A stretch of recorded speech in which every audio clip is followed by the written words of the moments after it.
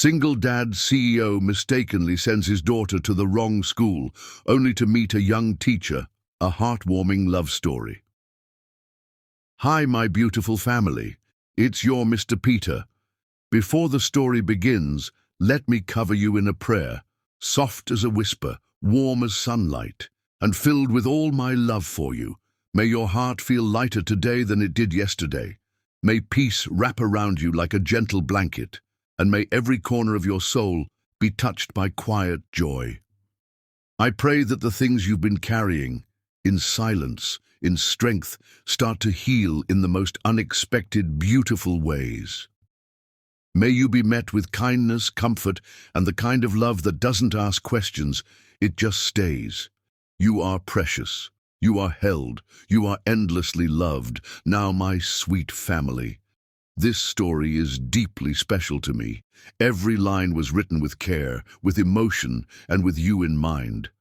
Though you'll hear James reading today, the heart behind every word is still mine. Please, family, from the deepest part of me, don't leave the story halfway. Stay with me. Walk with me through the end. Every moment matters. Every second was created to reach you. I know some of you don't enjoy the introductions, and that's okay. If you need to, you can skip this part. But please don't skip the story. It's not just content. It's a piece of my soul, written with love for you. And now, tell me softly, how did James do today? He's doing his best to carry my heart with his voice. If you felt it, let us know. If not, I'll always listen. You matter here. So now, my beautiful family, like this video, leave a kind comment, share it with someone you love. Let the world feel the warmth we've built, a family full of loyalty, grace, and endless love. Let's begin. With all my heart, always. Harry Goff adjusted his tie for the third time in as many minutes, his reflection in the elevator's polished steel doors showing the strain of another sleepless night. Dark circles shadowed his blue eyes, evidence of hours spent reviewing merger documents that could transform his tech company.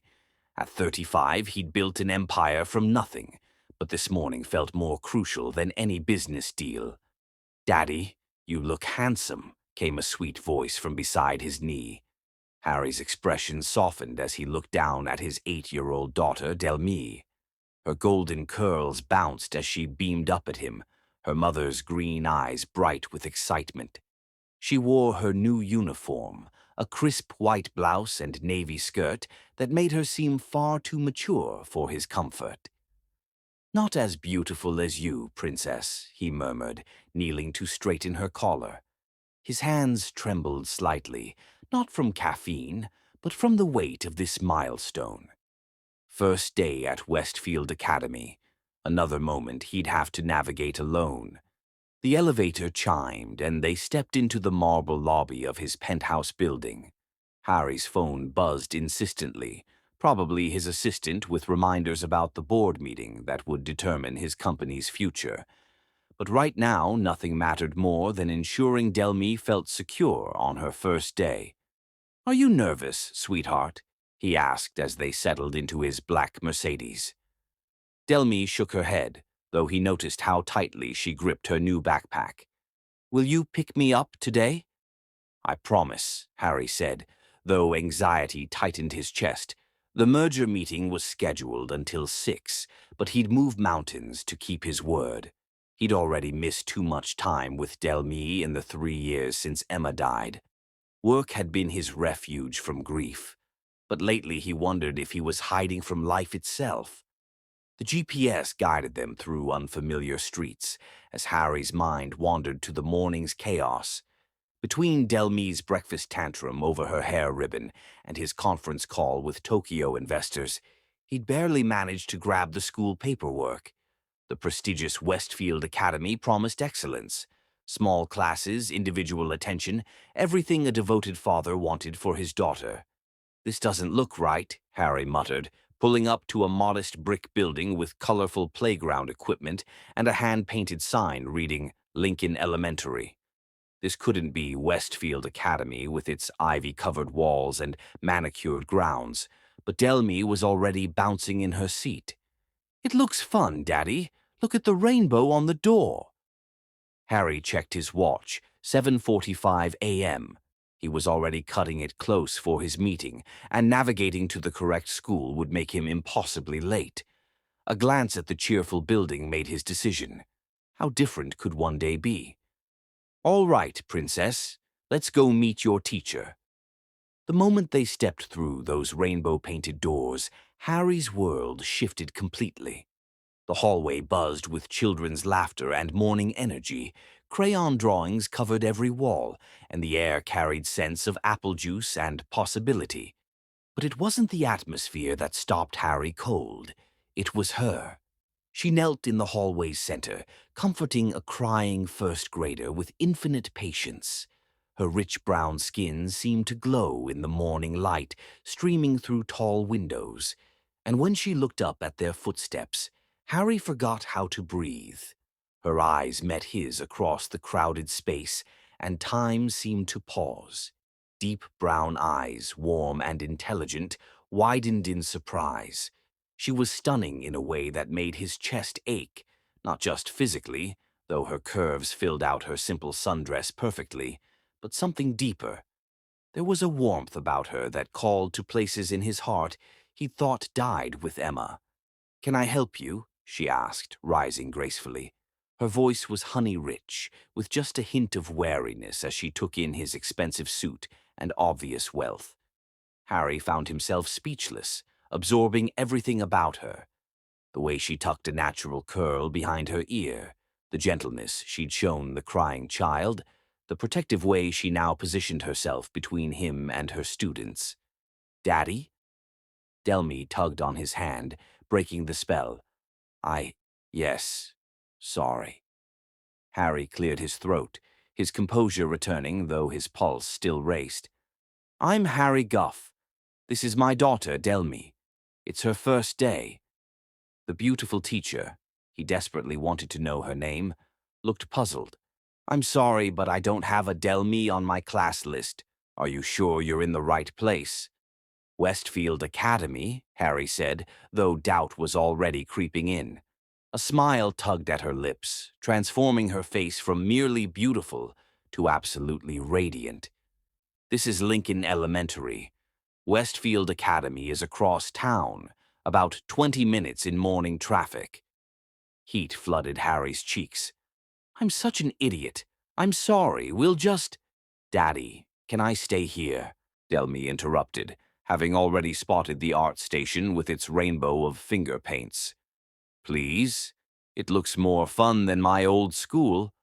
"Sweetheart, you can't just—" "Actually," the teacher interjected, her expression softening as she looked at Delmy. "If you need to get to work, she could stay until you sort things out. I'm Chloe Tryon, and I teach second grade. We're doing finger painting this morning, and we always have room for one more artist." Chloe. The name fit her perfectly, musical and warm. "I couldn't ask you to," Harry began. "You're not asking, I'm offering." Chloe knelt to Delmy's level, and Harry's heart did something dangerous at the tenderness in her voice. "Would you like to paint with us, Delmy? I bet you could teach us a thing or two about colors." Delmy practically vibrated with excitement. "Can I, Daddy?" "Please." Harry looked at his watch, 7:52 a.m.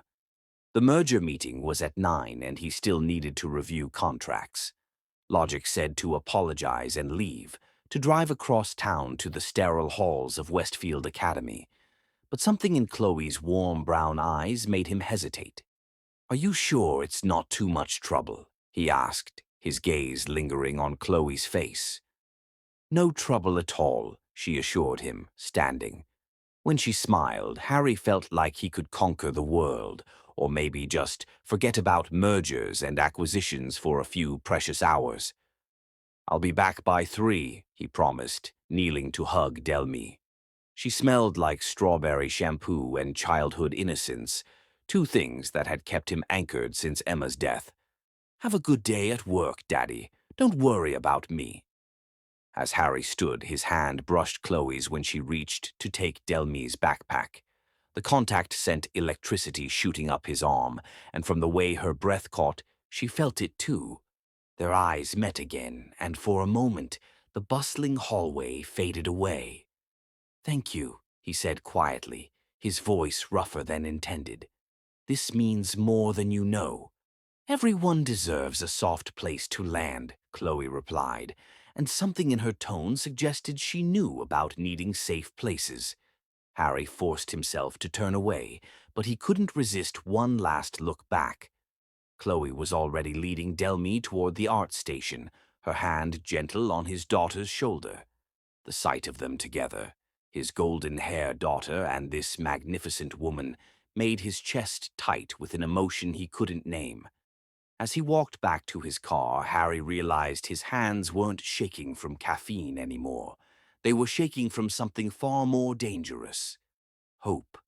The merger meeting passed in a blur of legal jargon and financial projections, but Harry's mind kept wandering to warm brown eyes and the sound of Delmy's laughter echoing through colorful halls. For the first time in 3 years, he found himself watching the clock, not because he wanted the day to end, but because he couldn't wait to see what, or who, was waiting at 3 o'clock. He had no idea that a simple wrong turn would change everything, that in a humble school where children's art covered the walls and love filled every corner, he would find the missing piece of his heart he'd thought was lost forever. Some mistakes, Harry would later realize, were actually destiny in disguise. Chapter 2: Coffee and Confessions. 3 days had passed since Harry's accidental visit to Lincoln Elementary, and he couldn't get Chloe Tryon out of his head. Her laugh echoed through his thoughts, rich and genuine, unlike the practiced sounds of women in his social circle. He found himself driving the long way to work, past the colorful brick building where she spent her days nurturing other people's children with the same tenderness she'd shown Delmy. "Daddy, you're staring at nothing again," Delmy observed from across the breakfast table, her spoon hovering halfway to her mouth. Harry blinked, focusing on his daughter's concerned face. "Sorry, Princess. Just thinking about work." It was a lie. He'd been thinking about the way Chloe's sundress had hugged her curves, the gentle authority in her voice when she'd calmed that crying child, the spark that had passed between them when their hands touched. 3 days, and he felt like a teenager with his first crush. Except this was infinitely more dangerous. This was a man who'd sworn never to risk his heart again, finding himself completely captivated by a woman he barely knew. Harry's pulse quickened. In 3 years, Delmy had never shown this kind of enthusiasm about any teacher or caregiver. "She does seem very special. Can we visit her?" "To say thank you?" Delmy's green eyes, so much like Emma's, lit up with possibility. "Maybe bring her coffee? You always say coffee makes everything better." "Smart girl." Harry felt his pulse quicken at the thought of seeing Chloe again, but he tried to keep his voice casual. "That's actually a very thoughtful idea, sweetheart. What kind of coffee do you think Miss Chloe likes?" "Something sweet, like her," Delmy said with 8-year-old certainty. An hour later, Harry found himself standing outside Brewster's Cafe, 3 blocks from Lincoln Elementary, holding a carrier with 2 coffees and 1 hot chocolate. His hands trembled slightly, something that hadn't happened since he'd delivered his first major business presentation a decade ago. But this felt infinitely more important than any corporate deal. Through the cafe's large windows, he spotted her immediately. Chloe sat at a corner table, her natural curls caught in the afternoon sunlight streaming through the glass. She was grading papers, her brow furrowed in concentration, unconsciously biting her lower lip in a way that made Harry's stomach flip.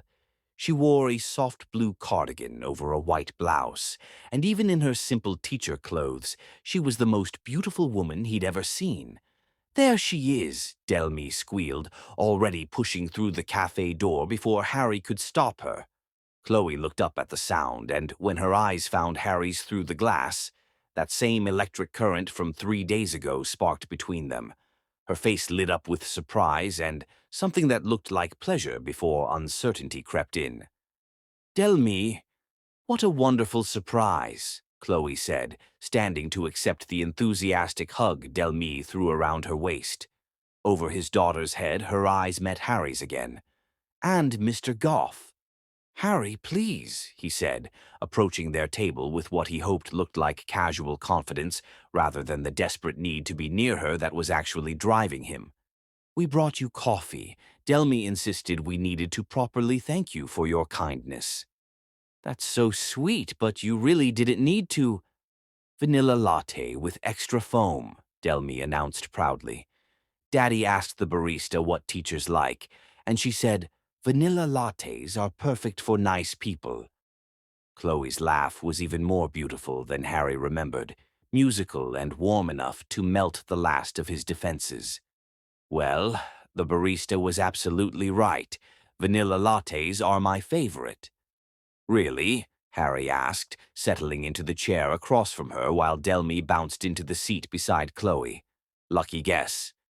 "Very lucky," Chloe agreed, and when she met his eyes, Harry felt that familiar electricity arc between them. For the next hour, conversation flowed as easily as honey. Delmy chattered about her new school, Westfield Academy, which she proclaimed nice but not as colorful as Miss Chloe's school. Harry found himself relaxing in a way he hadn't since Emma's death, drawn in by Chloe's genuine interest in everything Delmy said and the way she occasionally glanced at him with something that looked like curiosity. "I should probably get these papers graded," Chloe said eventually, though she made no move to gather her things. "Of course," Harry said, but neither of them moved to leave. Delmy, with the intuition of children everywhere, suddenly announced she needed to use the restroom, leaving Harry and Chloe alone at the table. The air between them shifted, becoming charged with unspoken possibilities. "She's incredible," Chloe said softly, watching Delmy skip toward the back of the cafe. "You've done an amazing job raising her." Harry's throat tightened. "I'm not sure about that. Most days I feel like I'm barely keeping my head above water. It's been just the two of us for 3 years now, and sometimes I wonder if she's missing out on things I can't give her." Something flickered across Chloe's face. Understanding, maybe, or recognition. What happened to her mother? "If you don't mind me asking." "Car accident," Harry said quietly, his hands tightening around his coffee cup. "Emma was coming home from her book club on a rainy Thursday night. Some drunk driver ran a red light." He looked up to find Chloe's eyes bright with unshed tears. "I'm sorry, I don't usually—" "Don't apologize," Chloe said quickly. "I can't imagine how difficult that must have been. Still must be." Harry nodded, surprised by how easy it was to talk to her about this. Most people either offered empty platitudes or changed the subject as quickly as possible. "The hardest part is that I haven't felt alive since it happened. I go through the motions, work, taking care of Delmy, the basics of living, but I haven't really felt anything in 3 years." "Until?" Chloe asked softly, and Harry realized what he'd almost admitted. Their eyes met across the small table, and the truth hung between them like a bridge neither was quite ready to cross. "Until you. Until I walked into that elementary school and saw you comforting a child like you had all the love in the world to give." "What about you?" Harry asked instead, deflecting from the dangerous territory they were approaching. "Are you married?" "Kids." Chloe's smile faltered, and she looked down at her hands wrapped around her coffee cup. "Divorced. 2 years now. No children, which was apparently part of the problem. I'm sorry." "Don't be. Adam did me a favor, really. He left me for someone who could give him what he wanted, a wife who would quit her job to focus on making him look good, someone who would prioritize his dreams over her own." Chloe's voice was steady, but Harry caught the pain underneath. Turns out I'm not very good at making myself smaller to make someone else feel bigger. Any man who would ask you to make yourself smaller is an idiot, Harry said with such fierce conviction that Chloe's head snapped up in surprise. You don't even know me, she said, but there was wonder in her voice.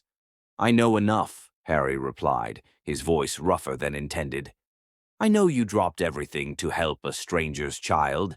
I know you have the patience to calm crying kids and the talent to make finger painting feel like high art. I know you have the most beautiful laugh I've ever heard, and that when you smile, it feels like the sun coming out after a long winter. Chloe's breath caught, and Harry realized he'd said too much, revealed too much of what she was doing to his carefully guarded heart. Harry, she began, but whatever she was going to say was interrupted when she reached for sugar at the same moment he did. Their hands touched, just fingers brushing against fingers, but the contact sent shock waves through Harry's entire system. From the sharp intake of breath he heard, Chloe felt it too. Neither of them pulled away immediately, and in that moment of skin against skin, Harry felt more alive than he had in 3 years. Chloe jerked her hand back as if she'd been burned, her eyes wide with something that looked like panic. I should go, she said quickly, gathering her papers with hands that shook slightly. Thank you for the coffee. It was really sweet of you and Delmy. Chloe, wait, Harry started, but she was already standing. I'll see you around, she said, avoiding his eyes as she hurried toward the door. Harry watched her go, his hand still tingling from her touch, his heart racing with possibilities and fear in equal measure. Delmy returned to find him staring at the cafe door, his coffee growing cold. Where did Miss Chloe go? She asked, climbing back into her chair. She had to leave, Harry said, still looking at the door as if he could will Chloe to come back through it. Did you ask her on a date? Delmy asked with the casual directness that only children possessed. What? Harry turned to stare at his daughter. Why would you ask that? Because you look at her the way Prince Eric looks at Ariel in my movie, like she's the most beautiful thing in the whole world. Delmy stirred her hot chocolate thoughtfully. Mommy would want you to be happy, Daddy. She told me so. Harry's heart clenched. When did she tell you that? In my dreams, Delmy said simply. She visits sometimes and tells me things. She said someday you'd find someone who would love us both, and then our family would be complete again. As they walked back to the car, Harry couldn't shake the feeling that Emma was somehow orchestrating this from wherever she was now. The thought should have felt like a betrayal, but instead it felt like a blessing, and that scared him more than anything else. Because if Emma was somehow behind this, if Chloe was meant to be part of their lives, then running away from these feelings wasn't just cowardice, it was denying fate itself. Chapter 3. Unexpected Bonds. 5 days after the coffee shop encounter, Harry's carefully ordered world fell apart with a single phone call. Mr. Goff? His assistant Melissa's voice carried unusual panic. I've been calling Mrs. Patterson for 20 minutes. Delmy's school called. She has a fever and needs to be picked up immediately. Harry's hands stilled on his keyboard. Mrs. Patterson, their longtime nanny, was visiting her sick sister in Portland and wouldn't return until tomorrow. The merger documents spread across his desk suddenly seemed insignificant compared to his 8-year-old daughter, burning up with fever in the nurse's office. I'll be right there, he said, already grabbing his jacket. But as he raced through midday traffic, panic clawing at his chest, Harry's mind went to the one person who had shown Delmy such genuine care. Before he could second-guess himself, he was dialing the number he'd gotten from the school's emergency contact list. Hello? Chloe's warm voice made his shoulders relax for the first time since Melissa's call. Chloe, it's Harry Guff. I'm sorry to bother you, but Delmy is sick at school and my nanny is out of town. I know this is presumptuous, but where do you need me? She interrupted, and Harry's heart clenched at the immediate concern in her voice. You don't have to. Harry. Her voice was gentle but firm. Where do you need me? 40 minutes later, Harry paced his penthouse living room, while Chloe sat on the edge of Delme's bed, singing softly. Through the open bedroom door, he watched her dampen a washcloth with cool water and gently press it to his daughter's flushed forehead. The sight made his chest tight with unexpected emotion. She's sleeping, Chloe whispered, appearing in the doorway like an angel in a simple yellow dress that made her skin glow. Fever's down to 101. She just needs rest and fluids. Thank you, Harry said, his voice rougher than intended. I don't know what I would have done without. You would have figured it out, Chloe said simply. That's what parents do. She moved past him toward the kitchen, and Harry caught a whiff of her scent, vanilla and something floral that made him want to bury his face in her neck. He followed her, mesmerized by the graceful way she moved through his space, as if she belonged there. You don't have to stay, he said, though every cell in his body hoped she would. I can take it from here. Chloe turned from where she was filling a glass with water, one eyebrow raised. When was the last time you took care of a sick child, Harry? I dot.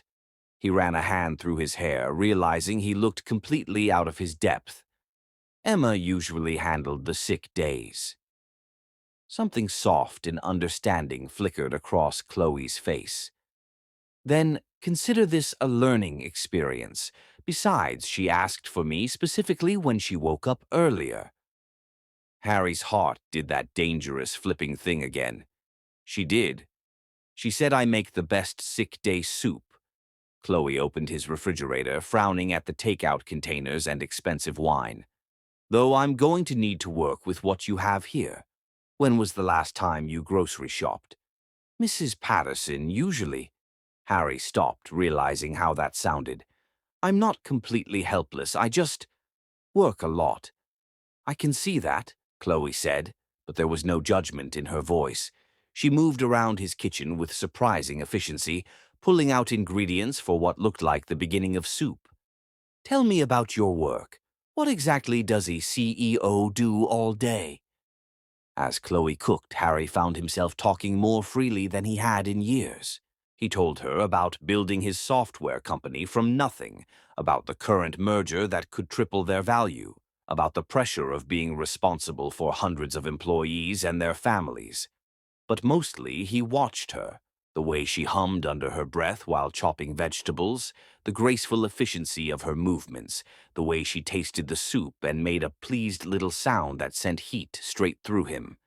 You're staring, Chloe said without turning around, though he could hear the smile in her voice. Can you blame me? The words slipped out before Harry could stop them. Chloe stilled, her hand frozen on the wooden spoon. Slowly she turned to face him, and the air between them crackled with unspoken desire. Harry, she said softly, and his name on her lips sounded like a prayer. He moved toward her without conscious thought, drawn by a force stronger than logic or caution. She didn't step away, and when he reached up to tuck a curl behind her ear, she leaned into his touch. I can't stop thinking about you, he confessed, his thumb tracing the curve of her cheek. For 5 days you've been in my head, and I can't figure out if that makes me crazy or the sanest I've been in years. Harry. Chloe's breath hitched as he stepped closer, until they were sharing the same air. Tell me you feel it too, he whispered, his forehead resting against hers. Tell me I'm not imagining this connection between us. Before Chloe could answer, Delme's weak voice drifted from the bedroom. Miss Chloe? I'm thirsty. They sprang apart like guilty teenagers, both breathing hard.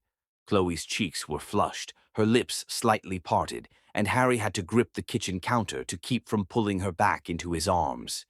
I'll check on her, Chloe stammered, practically fleeing the kitchen. Harry leaned against the counter, his heart pounding. What was he doing? He barely knew this woman, and yet being near her felt like coming home after a long journey. The responsible part of his brain, the part that had kept him safe for 3 years, screamed warnings about moving too fast, about risking his heart again. But the rest of him, the part that had been dormant since Emma's death, was finally waking up. The afternoon passed in a haze of domestic intimacy that terrified and thrilled Harry in equal measure. Chloe fed Delmy soup and read her stories, her voice soothing and melodic. She helped Harry understand when to give medicine and when to just offer comfort. Most dangerously, she made his sterile penthouse feel like a home. As evening approached, Delmy finally fell into a peaceful sleep.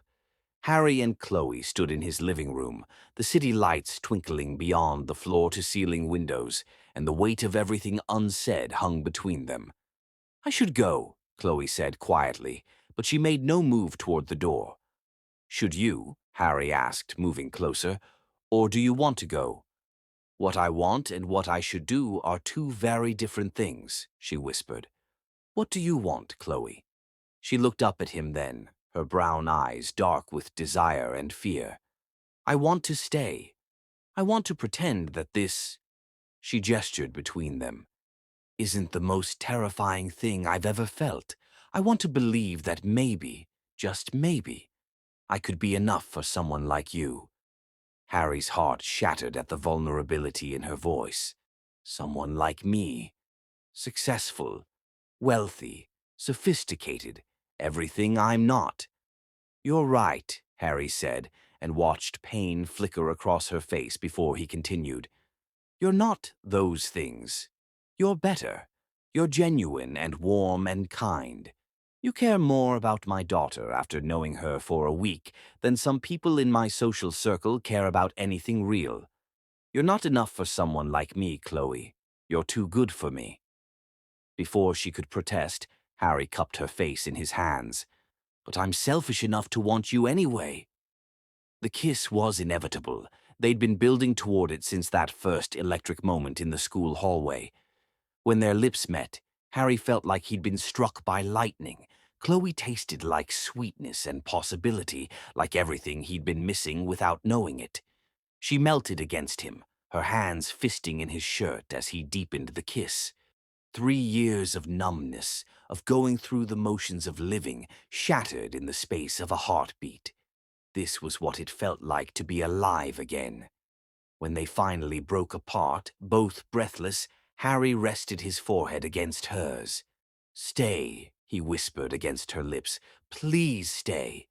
But even as Chloe's eyes fluttered closed, even as she swayed toward him like a flower toward sunlight, Harry could see the fear creeping back in. "I can't," she breathed, stepping back. "This is too much, too fast. I need time to think." She gathered her purse with shaking hands, avoiding his eyes. At the door, she paused. "Thank you for trusting me with Delmy today," she said softly. "Take care of her, and Harry, take care of yourself too." The door closed behind her with a soft click, leaving Harry alone with the lingering scent of vanilla and the taste of possibilities on his lips. From down the hall, Delmy called sleepily, "Daddy, is Miss Chloe coming back tomorrow?" Harry closed his eyes, his heart still racing from that kiss. "I don't know, Princess. I really don't know."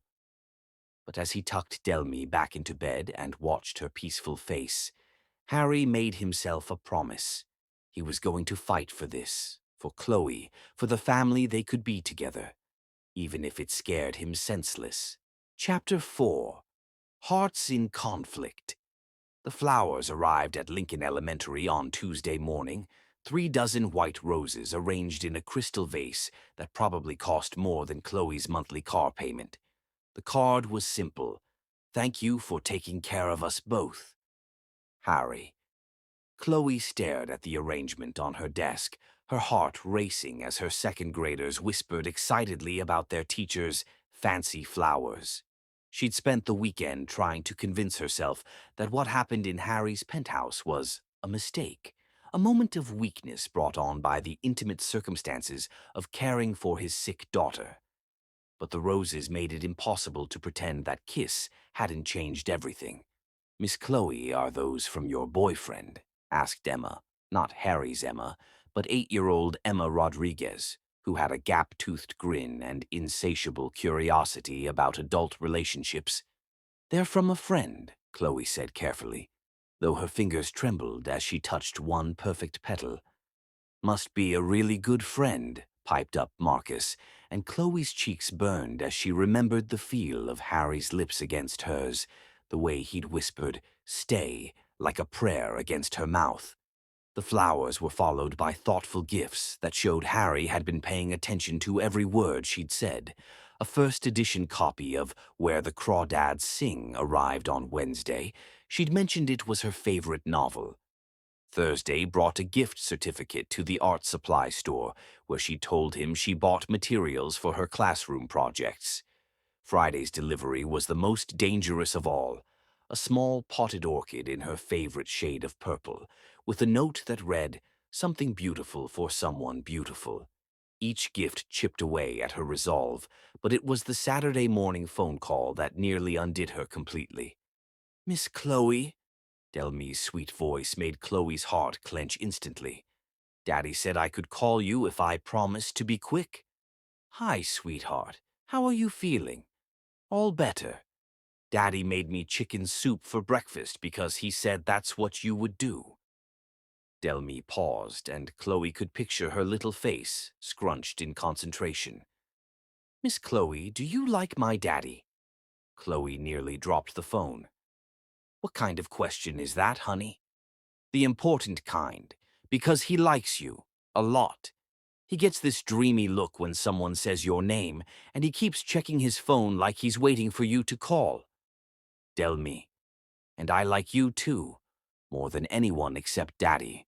You make him happy, and you make me feel safe, and I think maybe you could be part of our family if you wanted to be."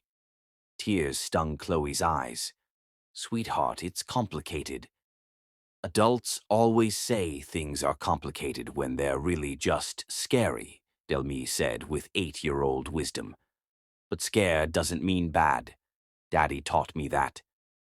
After Delme hung up, Chloe sat in her small apartment, surrounded by Harry's gifts, and forced herself to confront the truth she'd been avoiding. She was falling in love with him, had probably been falling since that first electric moment in the school hallway. But love terrified her in ways she couldn't articulate, even to herself. Her phone buzzed with a text from her best friend, Jasmine. "Coffee. Now you've been hiding from me for a week." An hour later, Chloe found herself sitting across from Jasmine in their usual cafe, trying to explain feelings that defied explanation. "So let me get this straight," Jasmine said, stirring her latte with more force than necessary. "This gorgeous, wealthy, single father is courting you like something out of a romance novel. His daughter adores you, and you're running scared because men like Harry Guff don't end up with women like me," Chloe said quietly. "Not permanently. Maybe for a while when it's exciting and different, but eventually they remember who they are and where they come from." "That's Adam talking, not you," Jasmine said sharply. "That bastard did a number on your self-worth, but honey, you are not him. And from what you've told me, Harry isn't either." Chloe wanted to believe her friend, but the voice in her head, Adam's voice, unfortunately, whispered all the reasons why this couldn't work. Harry lived in a penthouse that probably cost more than she'd make in 10 years. He traveled in circles where her teacher's salary would be pocket change. Eventually, the novelty would wear off, and he'd realize what everyone in his world would be whispering, that he could do better. "I need more time," Chloe said finally. But Harry, it seemed, was determined not to give her time to overthink herself out of this. Sunday brought the most romantic gesture of her life. Chloe arrived at Lincoln Elementary to grab some supplies for Monday's lesson plans, only to find the school's front courtyard transformed. Fairy lights twinkled from every tree, and a blanket was spread on the grass, surrounded by battery-powered candles and pillows. Harry sat in the middle of it all, wearing jeans and a casual sweater that made him look younger, more approachable, devastatingly handsome. "What is this?" Chloe asked, her heart hammering against her ribs. "A picnic," Harry said, standing to greet her.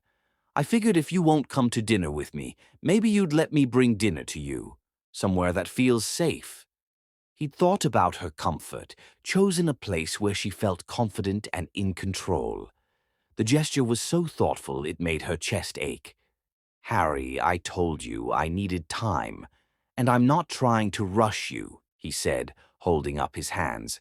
"I just want to spend time with you. No pressure, no expectations. Just us."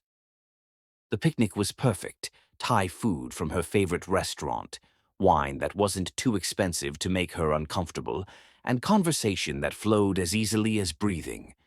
Harry told her about his childhood, growing up middle class before building his fortune from nothing. Chloe shared stories about her students, her dreams of opening her own learning center someday. As the sun set and the fairy lights grew brighter, they lay on their backs looking up at the stars barely visible through the city's glow. "Can I ask you something?" Harry said, turning on his side to face her. "Okay. What are you really afraid of? Because I don't think it's just about money or social differences. There's something else." Chloe was quiet for so long that Harry probably thought she wouldn't answer.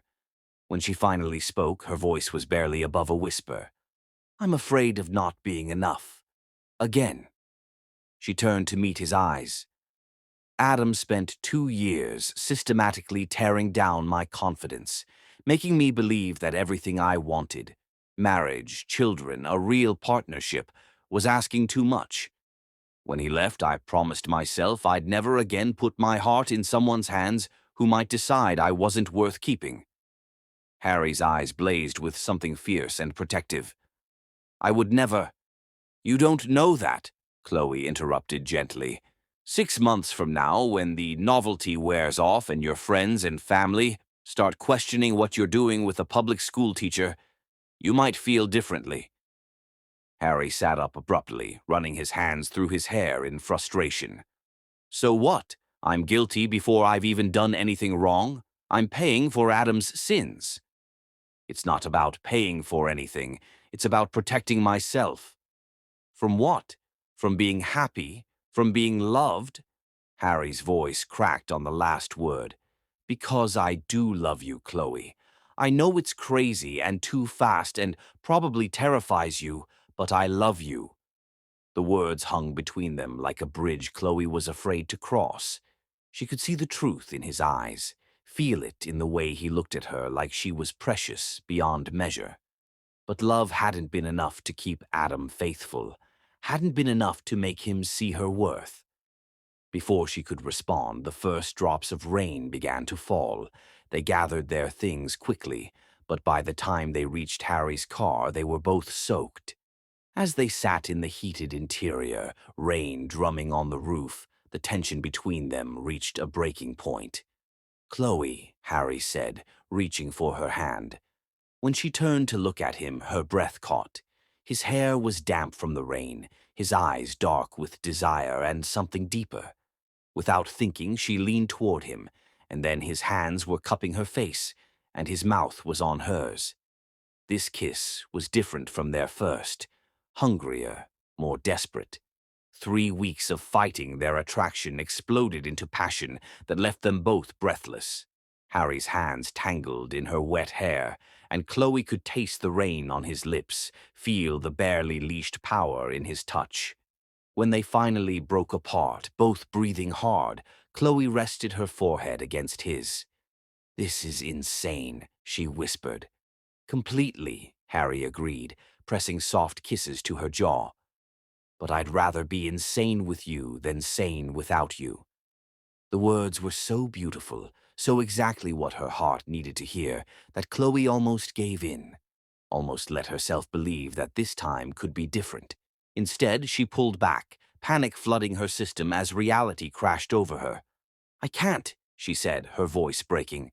"I'm sorry, Harry, but I can't do this."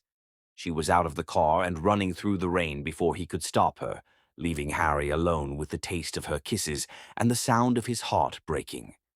As Chloe fumbled with her keys at her apartment door, tears mixing with rainwater on her cheeks, She wondered if she was making the biggest mistake of her life.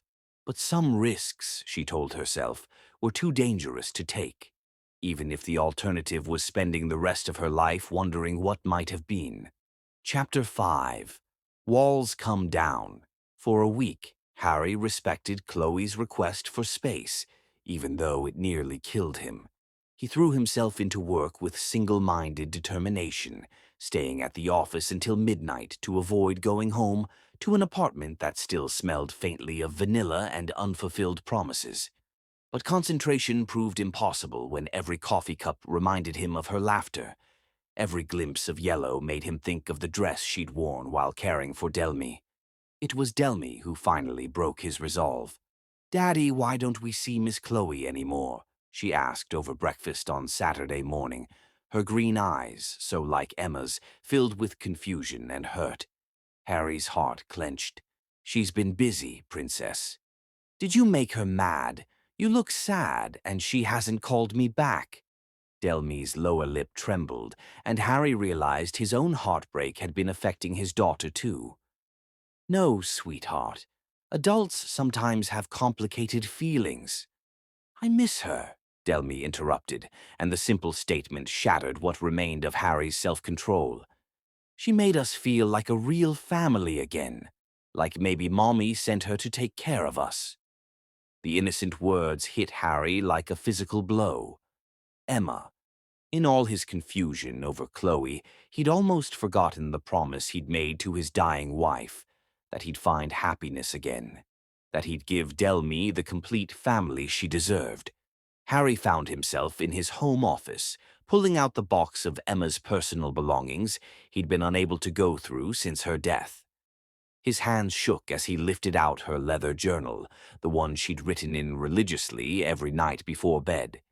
He'd never been able to read it before. The grief had been too raw, the invasion of her private thoughts too painful. But something compelled him now, some instinct that the answers he needed lay somewhere in these pages. Harry flipped through months of entries about daily life, Delmy's milestones, their shared dreams. But it was an entry from 8 months before her death that made his blood run cold with shock. Attended the education charity gala tonight while Harry worked late again. Met the most extraordinary woman, a teacher named Chloe Tryon. I got her card when she asked about Delmy's school needs. She spoke so passionately about loving all children equally, about being the stable force in their chaotic worlds. When she talked about her students, her whole face lit up like she was discussing her own children. Something about her reminded me of myself at that age, but with a strength I never had. I found myself thinking, if something ever happens to me, I pray Harry finds someone like her, someone with a heart big enough to love both him and Delmy completely, someone who understands that being a mother isn't about biology. It's about choice, every single day. The journal slipped from Harry's nerveless fingers. Chloe. Emma had met Chloe at a charity event and somehow, impossibly, had written about her as if she knew, as if she'd been preparing him, even then, for the woman who would eventually heal their broken family.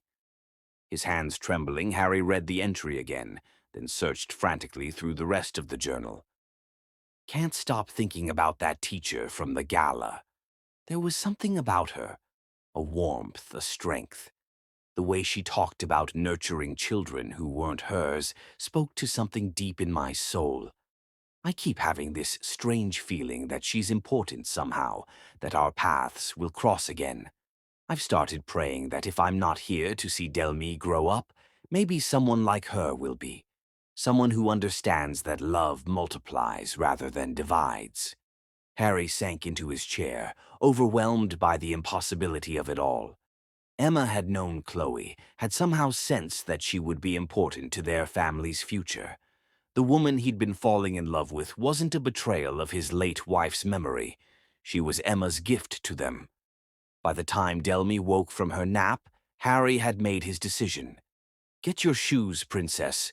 We're going for a drive." Chloe's apartment building was modest but well maintained, with flower boxes under every window and children's laughter echoing from the playground behind it. Harry's heart hammered as he climbed the stairs to the third floor, Emma's journal clutched in his hands like a lifeline. He knocked before he could lose his nerve. When Chloe opened the door, she looked like she'd been crying. Her eyes were red-rimmed, her natural curls pulled back in a messy bun, and she wore old yoga pants and an oversized sweater that somehow made her more beautiful than any designer dress could have. "Harry?" Her voice was hoarse with surprise and something that might have been hope. "What are you doing here?" "I need to show you something," he said, holding up the journal. "Can we come in?" Chloe's gaze dropped to Delmy, who immediately wrapped her arms around Chloe's waist in a fierce hug. "I missed you so much, Miss Chloe."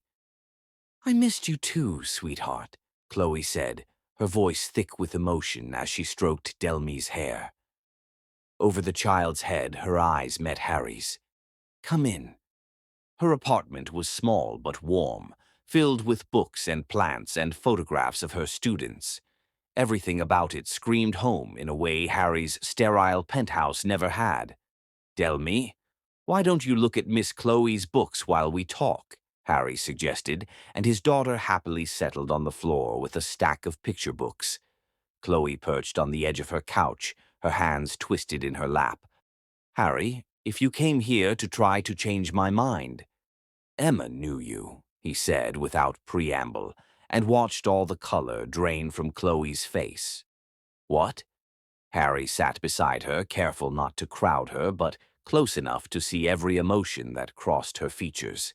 "She met you at a charity gala 6 months before she died. She wrote about you in her journal. I remember meeting someone named Emma at an education fundraiser, but I had no idea she was your wife," Chloe whispered. "There were so many people that night." "She remembered you," Harry said, opening the journal to the first entry he'd marked. "She wrote about you specifically. Can I read this to you?" Chloe nodded, her eyes wide with shock. As Harry read Emma's words aloud, tears began streaming down Chloe's cheeks. When he finished the first entry, she pressed her hands to her mouth, sobbing quietly. "There's more," Harry said gently, and read the second entry about Emma's prayers and hopes for their future. When he finished, Chloe was crying so hard she could barely speak. "I don't understand. How is this possible?" "I don't know," Harry admitted, setting the journal aside and taking her hands in his. They were cold and trembling. "Maybe Emma had some kind of intuition. Maybe it's just an incredible coincidence. Or maybe—" He paused, hardly believing he was about to say this. "Maybe some things are just meant to be." Chloe looked up at him through her tears. "You really believe that?" "I believe that I've spent 3 years feeling dead inside, and then I walked into an elementary school and saw you comforting a crying child, and for the first time since Emma died, I felt alive again." Harry cupped her face in his hands, his thumbs brushing away her tears. "I believe that Delmy lights up like Christmas morning whenever she talks about you. I believe that Emma would have loved you because she saw in you exactly what I see, someone with enough love to heal our broken family." "Harry," Chloe whispered, but he wasn't finished. "I believe that love isn't about replacing what we've lost. It's about building something new while honoring what came before. Emma didn't send you to take her place, Chloe. She sent you to help us become whole again." The kiss was inevitable, but different from all the others they'd shared. This wasn't about passion or desire, though both burned between them. This was about recognition, about two broken pieces finally understanding they were meant to fit together. "I love you," Chloe whispered against his lips, the words torn from somewhere deep in her soul. "I've been so scared, but I love you so much it terrifies me." "I love you too," Harry said, resting his forehead against hers. "Both of you. More than I ever thought possible." From across the room, Delmy's voice interrupted their moment. Are you guys done being sad now? Because I think we should be a family. Harry and Chloe broke apart, laughing through their tears as Delmy approached with a picture book in her hands. Actually, Princess, Harry said, pulling Delmy onto his lap while keeping one arm around Chloe, I think we already are. That night, after Delmy fell asleep in Chloe's bed, surrounded by stuffed animals and fairy tale books, Harry and Chloe lay together on her couch, talking in whispers about the future they'd been too afraid to imagine. This is really happening, Chloe said, her head on Harry's chest, listening to the steady rhythm of his heartbeat. Are you okay with that? Harry asked, pressing a kiss to the top of her head. Chloe lifted her face to look at him, and Harry saw no more fear in her eyes, only love and hope and the beginning of something beautiful. I'm more than okay, she said, reaching up to trace the line of his jaw. I'm home. When Harry kissed her this time, it was with the promise of forever, with the blessing of a woman who had loved them both enough to bring them together across time and space. And for the first time in 3 years, Harry Guff believed in miracles again. Chapter 6. Building Dreams. 3 weeks later, Chloe's life had transformed into something from a fairy tale she wouldn't have dared to dream. Every morning she woke in Harry's arms, sometimes in his penthouse, sometimes in her modest apartment, but always wrapped in a love so complete it still amazed her. Harry couldn't seem to keep his hands off her, stealing kisses when she made coffee, pulling her close during Delmy's soccer games, showing her every night how precious she was to him. You're staring again, Chloe murmured, not lifting her eyes from the papers she was grading at Harry's kitchen island. Can't help it, Harry said, moving behind her chair to nuzzle her neck. You're beautiful when you're concentrating. Actually, you're beautiful all the time, but especially when you get that little wrinkle between your eyebrows. Chloe laughed, tilting her head to give him better access to the sensitive spot behind her ear. I'm trying to work, Mr. Goff. I can think of better ways to spend Sunday morning, Harry murmured against her skin, his hands sliding down to rest on her waist. Daddy, Miss Chloe. You're being gross again, Delmy announced from the living room, where she was building an elaborate castle with her Legos. We're not being gross, we're being romantic, Harry called back, making Chloe giggle. Same thing, Delmy said with 9-year-old authority. Can we go to the park later? I want to show Miss Chloe my new soccer moves. Of course, sweetheart, Chloe said, her heart swelling with love for this child who had become hers in every way that mattered. Delmy had started calling her almost Mama 2 weeks ago, and every time she heard it, Chloe wanted to cry from happiness. The integration into Harry's world had been surprisingly smooth, though not without its challenges. His friends and business associates had been polite, but clearly surprised by his choice in partner. Chloe could read the questions in their eyes at the charity galas and business dinners she now attended by his side. What does a tech CEO see in a public school teacher? How long will this last? But Harry never seemed to notice the whispers or the subtle condescension. He introduced her with fierce pride, his hand always at the small of her back, his eyes never leaving her face when she spoke. When someone made a comment about her noble profession with thinly veiled disdain, Harry's response was swift and uncompromising. Chloe shapes the minds of the next generation, he'd said coolly at last week's corporate mixer. She's probably done more to change the world than anyone in this room, including me. The turning point came on a Tuesday evening when Harry surprised her by picking her up from school with a photographer in tow. What's this about? Chloe asked as they walked hand in hand through downtown, pausing occasionally for the photographer to capture candid moments. You'll see, Harry said mysteriously, his eyes sparkling with mischief.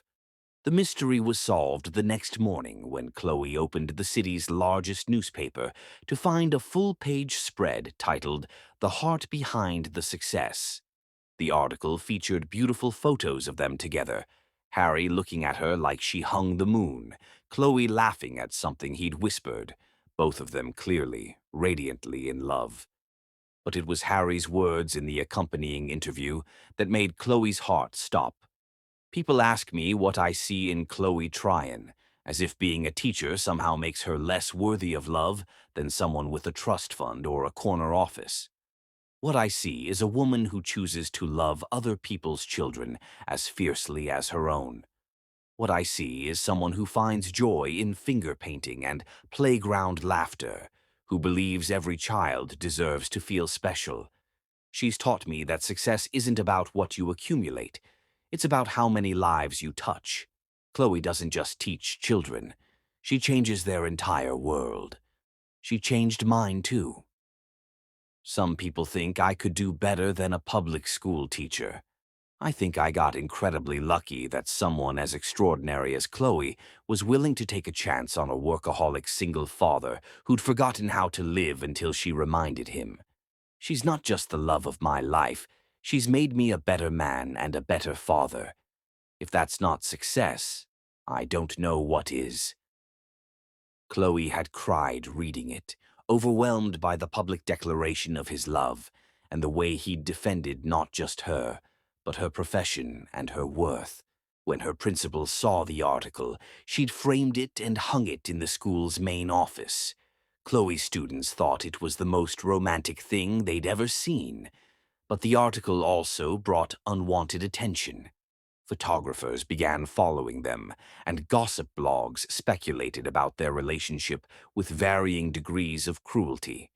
The scrutiny made Chloe self-conscious in ways she hadn't expected, especially when unflattering photos appeared online, accompanied by comments about her appearance, her clothes, her obvious gold-digging motivations. "Ignore them," Harry said fiercely when he found her reading particularly nasty comments on her phone. "They don't know you. They don't know us." "But they're saying things designed to get clicks and sell magazines," Harry interrupted, taking her phone and setting it aside. "None of it matters, Chloe. The only opinions that matter are ours, and Delmi's, and the people who actually love us." He was right, but it still stung, especially when she attended a gallery opening with Harry and overheard two socialites speculating about how long it would take him to come to his senses. The breaking point came at a charity auction for children's literacy, an event that should have been perfect for Chloe, given her passion for education. She dressed carefully in a vintage dress Harry had bought her, feeling confident and beautiful until she walked into the ballroom and felt the weight of 100 judging stares. "You look nervous," Harry murmured in her ear as they found their table. "Just adjusting," Chloe said, trying to smile. The evening went downhill quickly. During the silent auction, Chloe accidentally bid on an item she couldn't afford, not understanding the sophisticated bidding process. The embarrassment burned her cheeks as Harry quietly outbid her to save face.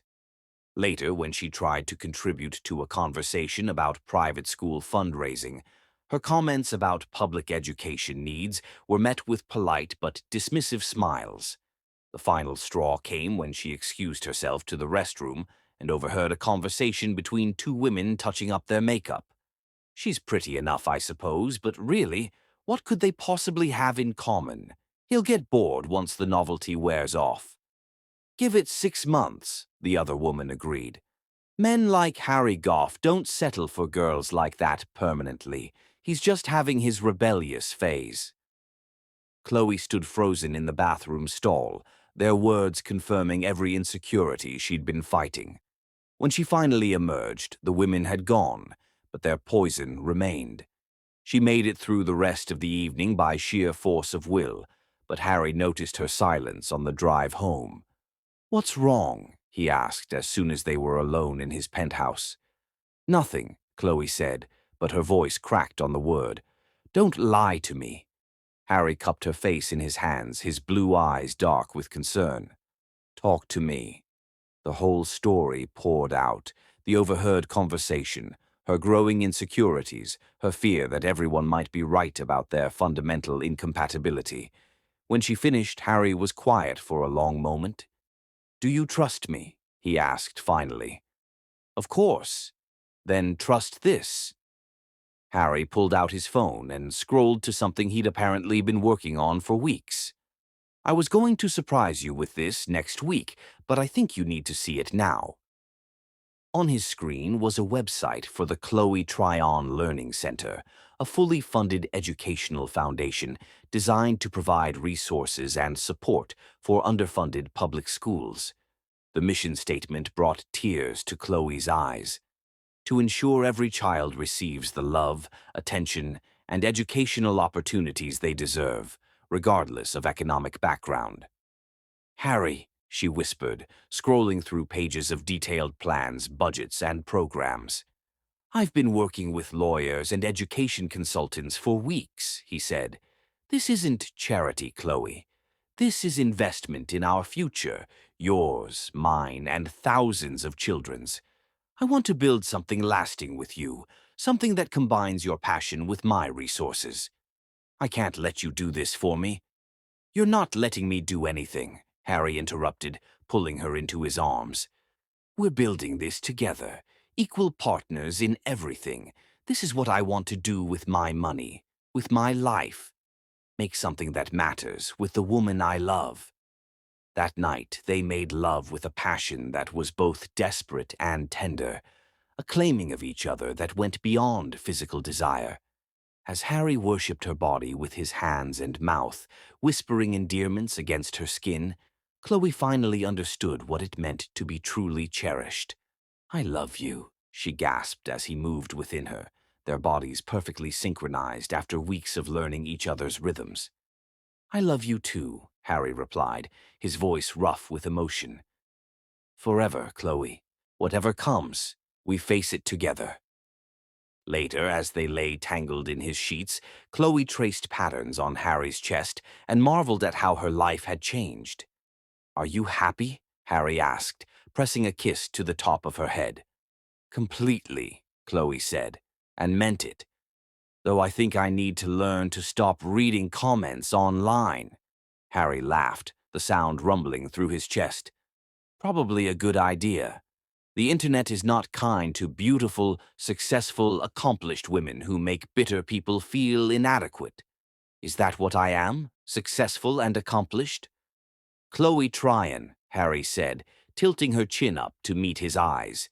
"You're the most successful person I know. You measure success by how many lives you change for the better. By that standard, you're running circles around everyone else." As sleep claimed them, wrapped in each other's arms with the city lights twinkling beyond the windows, Chloe finally believed she deserved this happiness. Tomorrow would bring new challenges, new whispers, new tests of their love.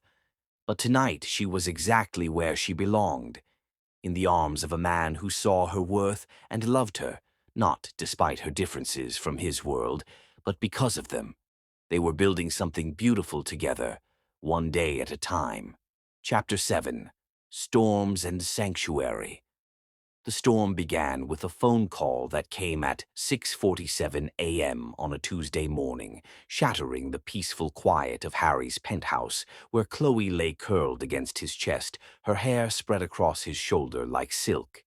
"Harry Goff," he answered groggily, one arm still wrapped protectively around Chloe. "Mr. Goff, this is Detective Riley with the Seattle Police Department.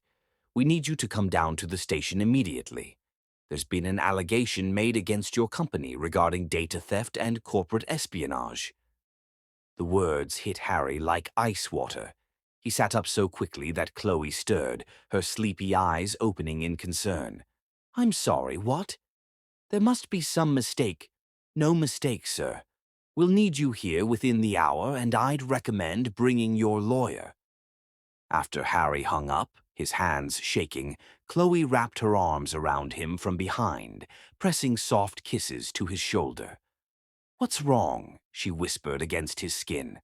"Someone's accusing my company of stealing proprietary software from a competitor," Harry said, his mind already racing through the implications. This could destroy everything I've built. The next weeks passed in a blur of lawyers, investigations, and 18-hour days as Harry fought to prove his company's innocence. The stress was overwhelming, not just the potential financial ruin, but the possibility that hundreds of employees could lose their jobs because of false accusations. Chloe tried to be supportive, bringing him dinner at the office and listening patiently as he ranted about legal strategies and evidence collection. But Harry could see the strain in her eyes, the way she tried to hide her hurt when he canceled their weekend plans for the third time in a row. "I'm sorry," he said one night, finding her asleep on his couch, still wearing her teaching clothes, a stack of papers to grade scattered around her. "I know I've been impossible lately." "You're under incredible stress," Chloe said softly, making room for him beside her. "I understand." But understanding and feeling connected were two different things, and Harry could feel the distance growing between them even as he fought desperately to save his company.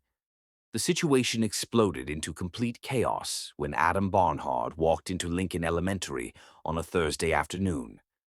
Chloe was cleaning her classroom after school when she heard his voice behind her, smooth and familiar and unwanted. "Hello, beautiful." She spun around, her heart lurching at the sight of her ex-husband leaning against her doorframe like he belonged there. Adam looked exactly the same, tall, conventionally handsome, with the kind of practiced charm that had once swept her off her feet before revealing the manipulation underneath. "What are you doing here?" Chloe asked, her voice steadier than she felt. "Can't a man visit his ex-wife, especially when she's been making such interesting headlines lately?" Adam stepped into her classroom, his eyes taking in the children's artwork with obvious disdain. "Dating a billionaire CEO, Chloe? I have to admit I'm impressed, though I wonder if he knows what he's really getting." "You need to leave," Chloe said, moving toward her desk where her phone lay. "Now." "Oh, come on. Don't be like that. I just wanted to talk, maybe catch up over dinner, for old time's sake." Adam's smile was all surface charm, but his eyes were calculating. "I've been following your little fairy tale romance in the gossip blogs. Very entertaining." "There's nothing to catch up on. We're divorced, Adam. Have been for over 2 years." "Yes, but that was before you upgraded your circumstances so dramatically." Adam moved closer, and Chloe caught a whiff of his expensive cologne, the same scent that used to make her feel safe and now made her nauseous. "I have to say, I didn't think you had it in you, finding yourself a rich man to take care of you. Very smart." "It's not like that," Chloe said sharply. "Isn't it? Come on, Chloe. A public school teacher and a tech billionaire.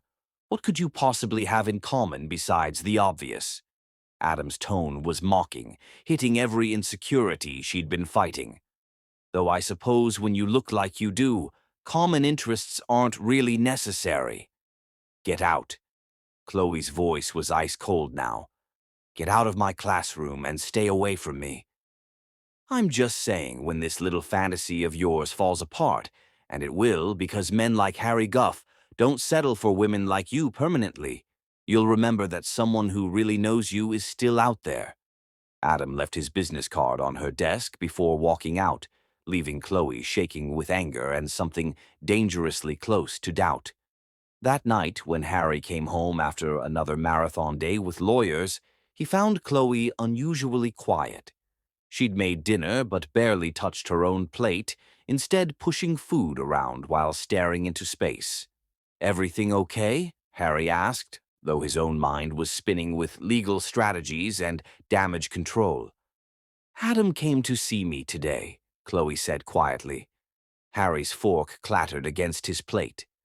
"Your ex-husband. What did he want?" "To catch up," Chloe said with air quotes.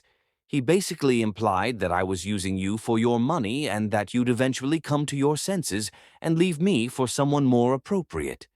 Fury blazed through Harry's chest. "I hope you told him to go to hell." "I told him to leave," Chloe said. "But Harry, what if he's right? What if everyone's right? Look at us. You're drowning in work stress, barely speaking to me except to apologize for being unavailable. Maybe we're kidding ourselves thinking this can work. You're not serious. Harry stared at her in disbelief. Chloe, I'm going through a crisis right now that could destroy my company. That doesn't mean I love you any less. But when will it end? There will always be another crisis, another merger, another emergency that requires all your attention. I'm just a distraction from your real life. That's not true, Harry said, but even as he spoke, his phone buzzed with another urgent message from his legal team. He glanced at it automatically and saw hurt flash across Chloe's face. Isn't it? She asked quietly. Their first real fight erupted from there, passionate and painful, fueled by weeks of stress and the poison Adam had planted with his visit. Harry accused Chloe of not trusting their relationship enough to weather difficult times. Chloe accused Harry of taking her for granted, of expecting her to be endlessly patient while he prioritized everything else over their relationship. Maybe you're right, Harry said finally, his voice rough with exhaustion and hurt. Maybe I'm not capable of being the partner you deserve. Maybe I'm too damaged, too focused on work to ever be truly present for someone I love. Maybe we both are, Chloe replied, tears streaming down her face. Maybe I'm too insecure and you're too unavailable, and we're both just fooling ourselves. Harry left that night, ostensibly to stay at a hotel closer to his lawyer's office, but really because he couldn't bear to see the doubt in Chloe's eyes. As he lay alone in an anonymous hotel room, staring at the ceiling, he wondered if everyone had been right from the beginning. Maybe love wasn't enough to bridge the gap between their worlds after all. Meanwhile, Chloe curled up in her empty apartment, clutching one of Harry's shirts that still smelled like his cologne, and questioned everything she thought she knew about love, trust, and whether she was strong enough for a relationship that required her to weather storms she'd never imagined. Outside, thunder rolled across the city, and rain began to fall like tears from a broken sky. The perfect storm had arrived, threatening to wash away everything they'd built together. But storms, Chloe would remember later, also clear the air for new beginnings. The question was whether they'd both be brave enough to weather this one together, or if they'd let fear and doubt destroy the most beautiful thing either of them had ever found. As lightning illuminated the darkness, both Harry and Chloe lay awake in their separate beds, hearts breaking and hoping in equal measure, wondering if love could truly conquer all, or if some obstacles were simply too high to climb. The night stretched endlessly before them, full of questions that only morning could answer. But one thing was certain: the fairy tale was over. Now came the real test of whether their love was strong enough to survive in the harsh light of reality. Chapter 8. Truth and Trust. Harry's salvation came from the most unexpected source: his 9-year-old daughter. 3 days after the devastating fight with Chloe, Harry sat in his hotel room at 2 a.m., surrounded by legal documents and empty coffee cups, when his phone rang. Delmy's name on the caller ID sent panic through his chest. Princess. What's wrong? Why are you awake? I had a bad dream, Delmy said, her voice small and shaky. You and Miss Chloe were fighting, and then she went away forever, and you were sad again like when Mommy died. Harry's heart clenched. Sweetheart, it was just a dream. But you're not home, and Miss Chloe hasn't called me in 3 days, and Mrs. Patterson says you're working too much again. Delmy's voice cracked with tears. Did you make her go away, Daddy? It's complicated, Princess. Adults always say that when they mess up something good, Delmy interrupted with 9-year-old wisdom that cut straight to his heart. Miss Chloe loves us, Daddy. Real love, like Mommy did. And you're being stupid if you let her go. After the call ended, Harry stared at his reflection in the hotel room's mirror and saw a man who'd become exactly what he'd sworn he'd never be again. Someone who chose fear over love, work over family, safety over the terrifying beauty of opening his heart completely. The corporate espionage charges were dropped the next morning when video evidence surfaced, proving Harry's company's innocence. The relief should have been overwhelming, but all Harry felt was hollow emptiness. He'd won the battle for his company, but lost the war for his soul. It was Mrs. Patterson who delivered the final wake-up call. "That girl loves you," she said bluntly when Harry returned to his penthouse that evening. "More than I've seen anyone love anything in my 40 years of watching families. And you love her just as much, which makes your current stupidity even more tragic." "Mrs. Patterson." "Don't Mrs. Patterson me, Harry Guff. I watched you die inside when Emma passed. Watched you go through the motions of living without actually being alive. Then this beautiful teacher walks into our lives, and suddenly you're laughing again, playing with your daughter again, being the man I remember." She fixed him with a stern glare. "If you throw away the best thing that's happened to this family because you're scared, then you deserve to be miserable." That night, Harry sat in Delme's room, watching her sleep, and made the most important decision of his life. He was going to fight for Chloe, not with lawyers or business strategies, but with his whole heart laid bare. The next evening, Chloe arrived at Lincoln Elementary to find the front doors propped open despite the late hour. Confused and slightly worried, she made her way through the familiar hallways toward her classroom, guided by a soft, golden glow emanating from the direction of her room. What she found took her breath away. Her classroom had been transformed into something from a fairy tale. Hundreds of white roses filled every available surface, her favorite flowers that she'd mentioned once in passing months ago. Battery-powered candles flickered on every desk, casting dancing shadows on the walls. Delicate fairy lights hung from the ceiling like captured stars, and in the center of it all, Harry knelt beside a small table set with Emma's journal, open to the page where his late wife had written about Chloe. "Harry," Chloe whispered, her heart hammering against her ribs, "what is this?" He stood slowly, and she could see tears glistening in his blue eyes. "This is where we met," he said, his voice rough with emotion. "This is where my life started over, where I learned to breathe again. I wanted to come back to the beginning and tell you something I should have said from the start." Harry picked up Emma's journal with reverent hands. "Emma wrote about you before we ever met. She saw something in you that I recognize now, a soul capable of loving completely, without reservation, without fear. She prayed that if something happened to her, I'd find someone exactly like you." "Harry," Chloe breathed, stepping closer despite herself. "But here's what I didn't understand until this week," Harry continued, his eyes never leaving her face. "Emma didn't send you to replace her. She sent you to complete something that was always meant to be. Our family wasn't broken when she died. It was just waiting for you to make it whole." Tears streamed down Chloe's cheeks as Harry set the journal aside and moved toward her. "I'm scared," he admitted, his hands trembling as he reached for her. "I'm terrified of losing you the way I lost her. So scared that I almost lost you anyway by being exactly the kind of man who doesn't deserve your love. Distant, unavailable, taking you for granted." "You didn't take me for granted," Chloe whispered. "Yes, I did. I got so caught up in protecting my company that I forgot to protect what really matters. Us. You. The family we're building together." Harry cupped her face in his hands, his thumbs brushing away her tears. "I choose you, Chloe. Over everything else, over fear, over safety, over the opinions of people who don't matter. I choose us." "But what about the next crisis, the next time work demands everything from you?" "Then we face it together," Harry said firmly. "No more hotels, no more shutting you out, no more pretending that my problems aren't ours to solve as a team.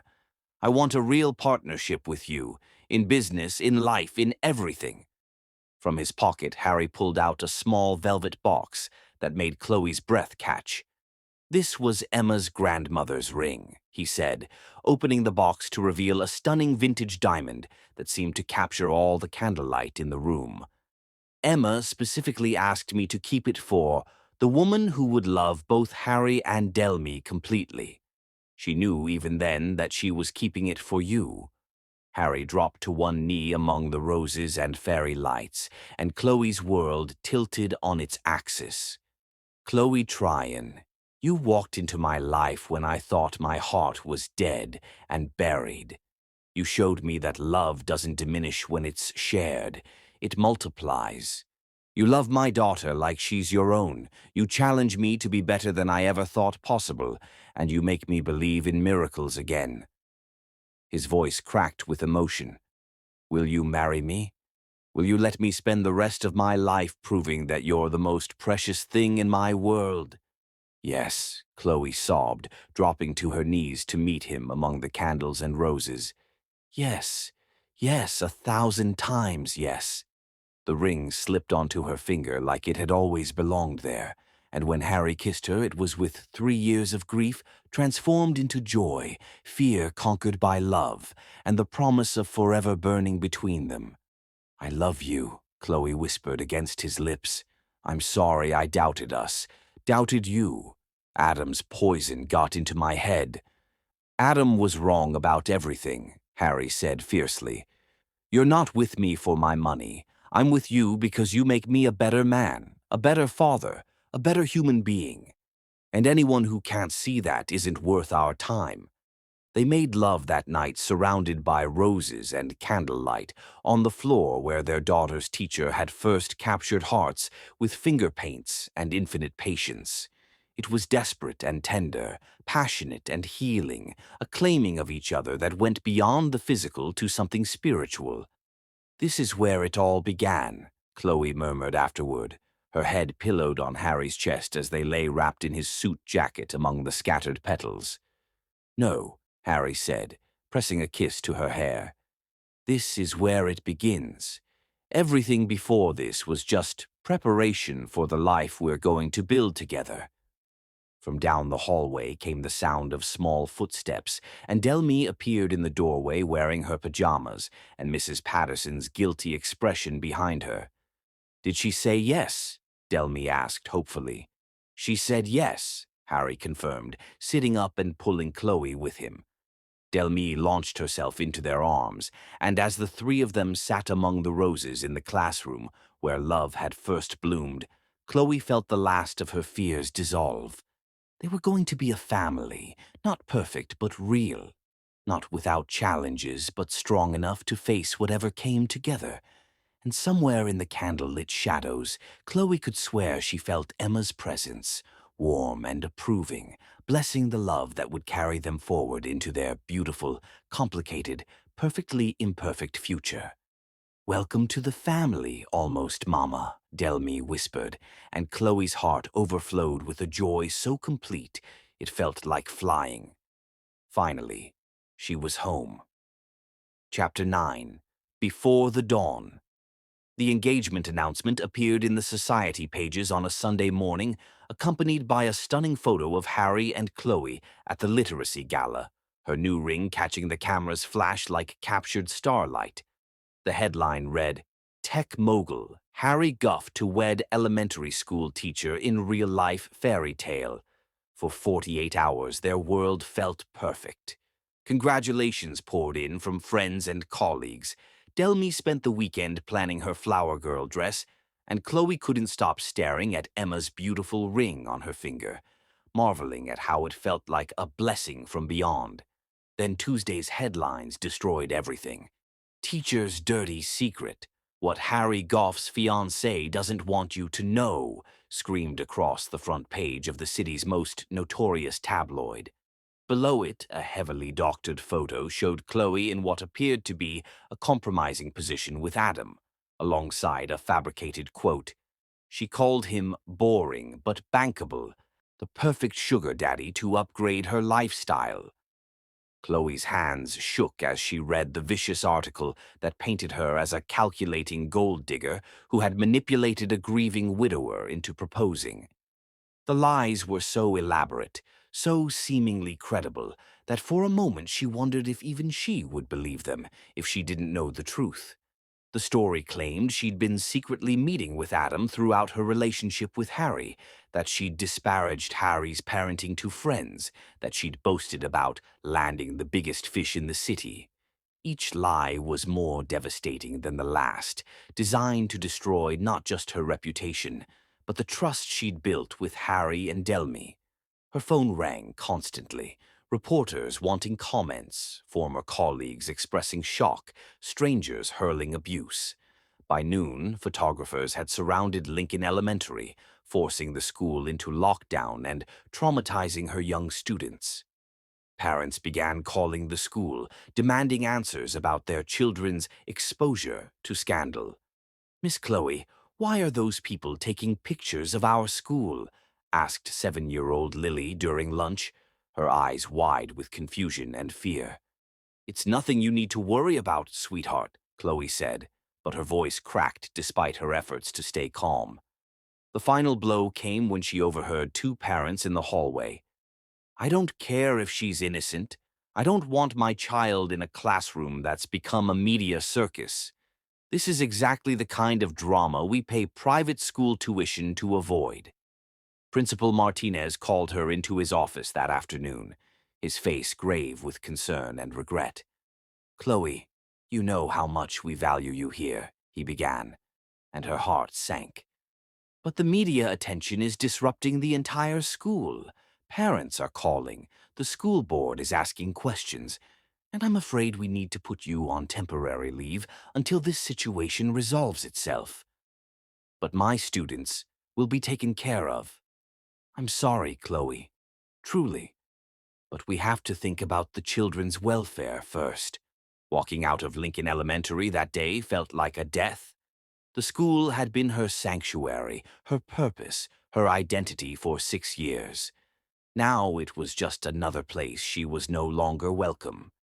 Harry found her that evening sitting on her apartment floor, surrounded by newspapers and laptop printouts of the online stories that had multiplied like a virus throughout the day. "Chloe," he said, kneeling beside her, "I'm so sorry. My lawyers are already working on this. We'll sue them for libel, demand retractions." "It doesn't matter," Chloe said quietly, not looking up from the papers. "The damage is done. Even if we prove these are lies, people will always wonder if there's some truth to them. Your business partners, your friends, Delmy's classmates' parents, they'll all remember this. I don't care what anyone thinks." "But I do," Chloe said, finally meeting his eyes. "I care that your daughter might grow up hearing whispers about her stepmother being a gold digger. I care that your reputation is being damaged because of me. I care that every business deal you make, every social event you attend, people will be wondering if you're the fool who got taken in by a scheming teacher." Harry's face was fierce with protective anger. "None of that matters to me. What matters is us, our family." "What if it starts to matter?" Chloe asked, voicing the fear that had been growing in her chest all day. "What if, 6 months from now, when this keeps following us, when every milestone in our lives gets overshadowed by this scandal, you start to wonder if everyone was right? What if you start to resent me for bringing this chaos into your carefully ordered world? That will never happen." "You can't know that," Chloe said, standing and beginning to pace. "Harry, I lost my job today. My students, who I love more than anything except you and Delmy, are being exposed to media circus because of me. How long before this affects Delmy's school, your company, everything you've worked to build?" As if summoned by her words, Harry's phone rang. He glanced at it and grimaced, his head of PR calling for the 4th time that day. "Take it," Chloe said. "Please, I know you need to handle this." Harry stepped into the hallway to take the call, and Chloe could hear fragments of the conversation. Stock prices, investor confidence, damage control. When he returned, his face was carefully neutral, but she could see the strain around his eyes. "Everything okay?" she asked, though she already knew the answer. Some of our investors are concerned about the negative publicity. It's nothing that won't blow over in a few weeks. Harry, stop. Chloe held up her hand. Don't minimize this for my sake. Tell me the truth. Harry sank onto her couch, suddenly looking older than his 35 years. 3 major clients have requested meetings to discuss the situation. My board wants an emergency meeting tomorrow. And he paused, pain flickering across his features. Westfield Academy called. Some parents are concerned about Delmy being associated with the scandal and want to know how the school plans to address it. The words hit Chloe like physical blows. It was worse than she'd imagined. The poison wasn't just spreading to her life, it was threatening everything Harry held dear. This is exactly what I was afraid of, she whispered. We'll get through this, Harry said, reaching for her hands. Together. I don't care how long it takes or what it costs. But what about Delmy? What about your employees who depend on your company staying strong? What about everything you've built? Chloe pulled her hands away, her heart breaking with every word. Harry, I love you more than I've ever loved anything in my life, which is exactly why I can't let you sacrifice everything for me. You're not a sacrifice, aren't I? Chloe's voice cracked. Look around, Harry. Look at what loving me has cost you in just one day. And this is only the beginning. As long as we're together, as long as I'm wearing your ring, this will follow us.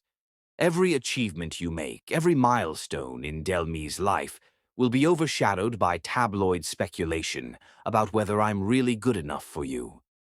Harry stood, his face desperate. Chloe, please. Don't let them win. Don't let lies and manipulation destroy the best thing that's ever happened to us. I'm not letting them win, Chloe said, tears streaming down her face as she slowly slipped Emma's ring from her finger. I'm protecting the man I love and the little girl who deserves better than this. No. Harry's voice was raw with panic. No, Chloe, please, we can fight this. You can fight this, Chloe said, holding out the ring with a shaking hand. Without me complicating everything. Without me being the weakness your enemies can exploit. You're not my weakness, Harry said desperately, but he didn't take the ring. You're my strength, my reason for everything. Then trust me enough to let me protect you, Chloe whispered. The way you protected me when Adam tried to hurt me. Sometimes love means knowing when to step back. The ring sat between them on her coffee table, catching the lamplight like a fallen star. I need time to think, Chloe said finally, to figure out how to fix this without destroying everything you've worked for. Please, Harry, give me that. Harry stared at her for a long moment, his blue eyes swimming with tears and a grief that matched her own. If you walk away now, he said quietly, if you let fear make this decision for us, then Adam and those tabloids will have won anyway. They'll have taken away the only thing that really matters. After he left, Chloe sat alone in her apartment, staring at the ring and wondering if love was supposed to hurt this much. Outside, photographers still waited, ready to capture her next move, her next mistake. She thought about Emma's words in the journal, about finding someone with a heart big enough to love both Harry and Delmy completely. But what happened when that love became the very thing that threatened to destroy them? As night fell over the city, Chloe faced the most impossible choice of her life. Fight for a love that might cost everything, or walk away from the only family she'd ever truly wanted. The ring sparkled accusingly in the lamplight, a promise she wasn't sure she was strong enough to keep. But one thing was certain. Whatever she decided would change all their lives forever. The question was whether she had the courage to believe that love really could conquer all, or if she would let fear write the ending to their fairy tale before it had truly begun. Chapter 10. Love Conquers All. Harry didn't sleep for 3 days. While Chloe had disappeared from her apartment, Mrs. Patterson reported she'd left with a single suitcase, refusing to say where she was going. Harry worked around the clock with his team of investigators and lawyers to uncover the truth behind the tabloid attack. The breakthrough came from an unexpected source: Adam Barnard's bitter ex-girlfriend, who contacted Harry's lawyers with evidence that Adam had orchestrated the entire campaign in partnership with Harrison Tech, Harry's biggest business rival. Security footage showed Adam meeting with Harrison executives. Text messages revealed plans to destroy the teacher's reputation, and financial records proved payment for the fabricated photos and false quotes. But even with irrefutable proof of the conspiracy, Harry knew vindication wouldn't be enough. He needed to do something bigger, something that would not only clear Chloe's name, but show the world exactly what she meant to him and what people like her meant to everyone. "I need you to call a press conference," Harry told his PR team on Thursday morning, "and I need you to contact every major media outlet in the city. What I'm about to do will either save my relationship or end my career, but either way, the world needs to hear it." Meanwhile, 200 miles away, Chloe sat on the porch of her childhood home, watching her mother tend the small garden that had always been her sanctuary. She'd been hiding here for 3 days, ignoring her phone and breaking her heart a little more each time Delmi's voice appeared in her voicemail. "You know, running away isn't solving anything," her mother said gently, settling into the chair beside her daughter. "I'm not running away, I'm protecting them," Chloe replied, though her voice lacked conviction. "Protecting them from what? From love? From happiness?" Her mother reached over and took her hand. "Sweetheart, I've watched you your whole life put everyone else's needs before your own. You did it with Adam until he crushed your spirit, and now you're doing it again. But sometimes the most loving thing you can do is fight for what you want. You don't understand, Mama. The whole world is saying I'm a gold digger, that I'm using him. And you know that's not true. Harry knows that's not true. That beautiful little girl knows that's not true. So why does it matter what strangers think?" Before Chloe could answer, her phone rang. It was Mrs. Patterson. "Turn on Channel 7 News right now," the older woman said without preamble.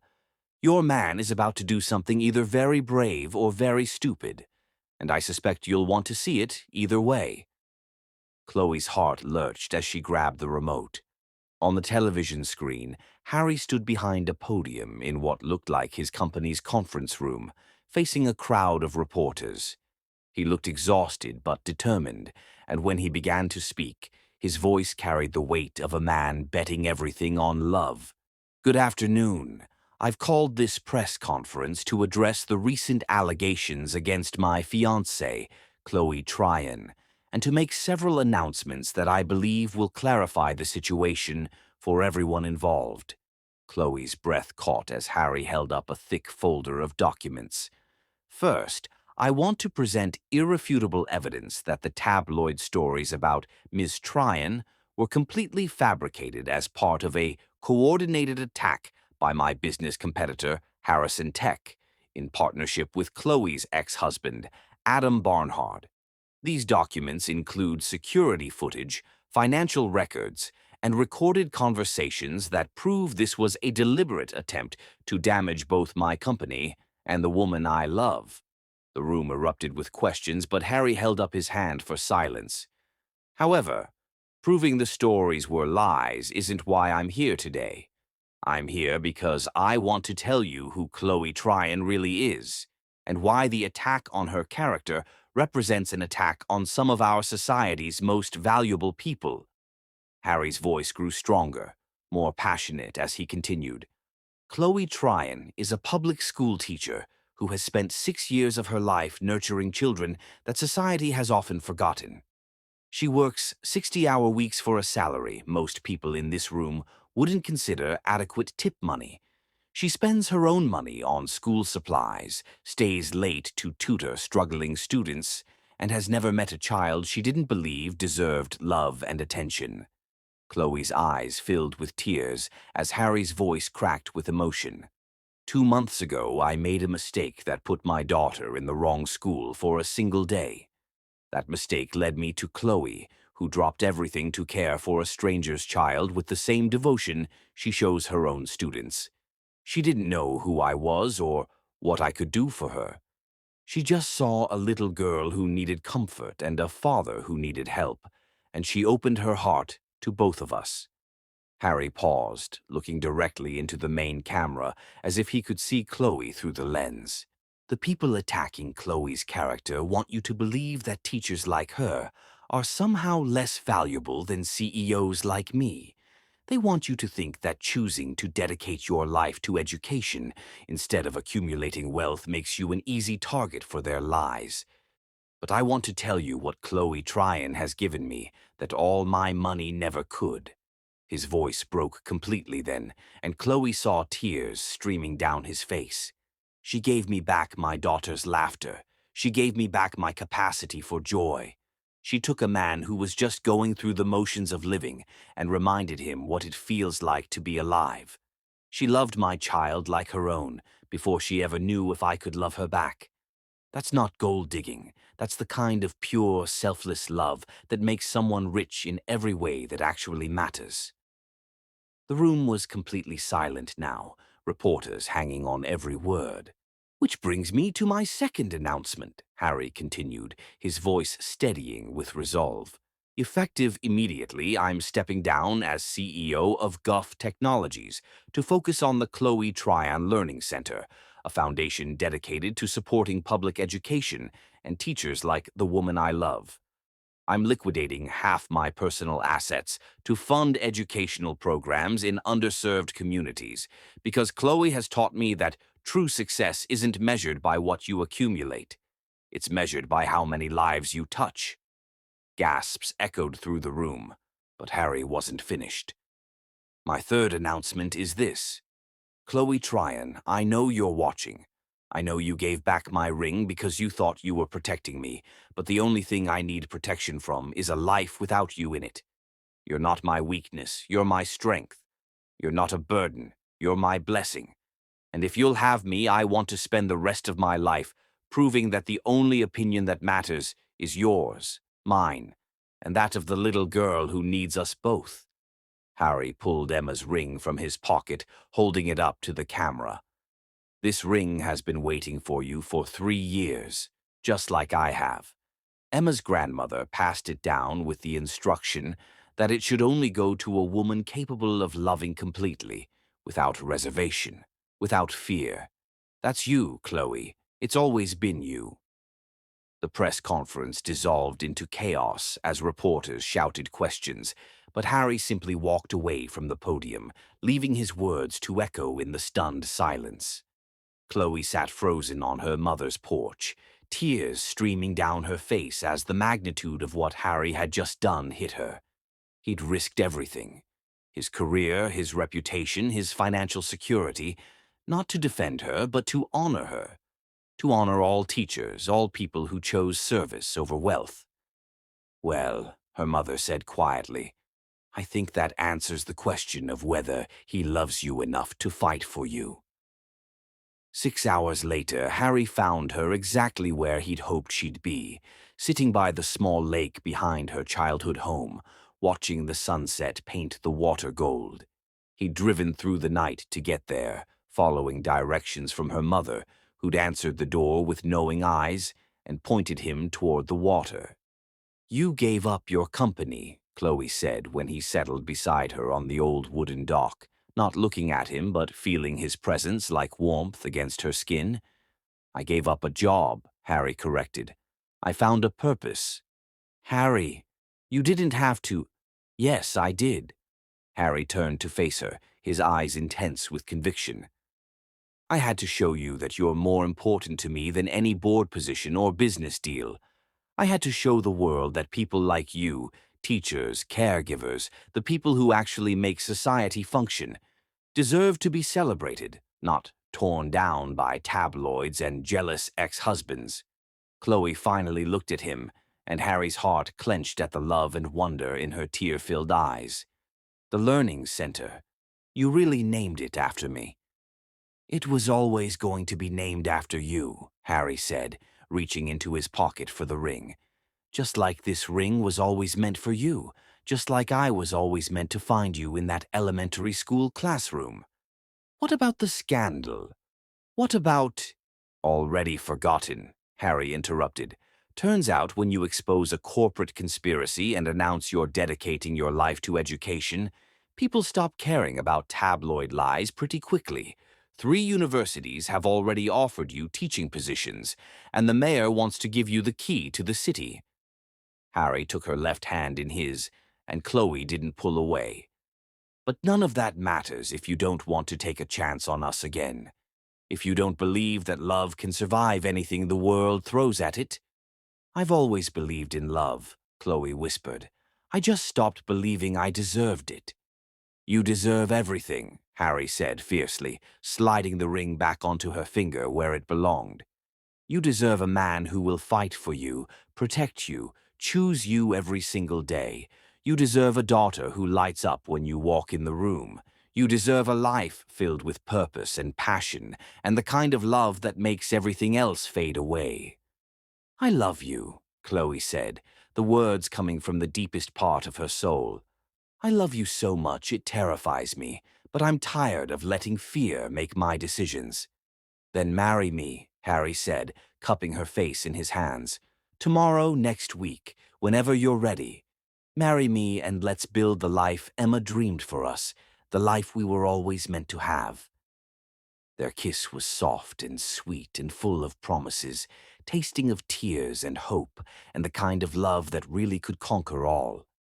As the sun set over the lake where Chloe had spent her childhood dreaming of fairy tales, she realized that the best stories weren't about princesses being rescued. They were about 2 broken people choosing to heal each other, one day at a time. 5 years later, Chloe stood in the doorway of their backyard, one hand resting on her growing belly, watching Harry push their 4-year-old son Thomas on the swing, while Delmy, now 14 and beautiful, helped their neighbors' children with homework at the picnic table. The Chloe Tryon Learning Center had grown beyond their wildest dreams, providing resources and support to dozens of schools across 3 states. Harry had found his true calling in education advocacy, and together they'd built something that would outlast any corporate merger. "Mama Chloe," Thomas called, waving from his swing. "Watch me go high." "I'm watching, baby," Chloe called back, her heart full to overflowing.